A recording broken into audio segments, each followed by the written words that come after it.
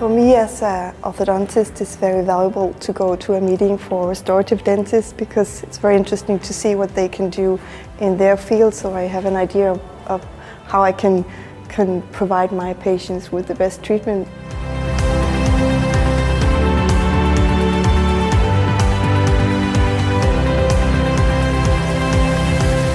I come to this event because I recently got into digital dentistry, I think 6 months ago, and I just wanted to learn more. So for me, it's inspiration and also networking.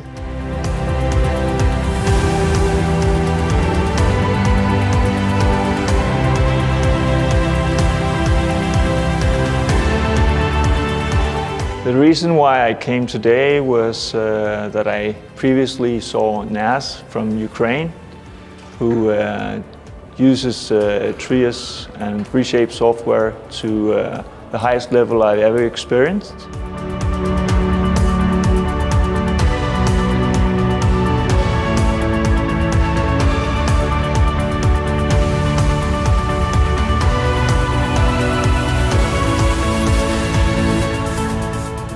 It's beautiful with digital.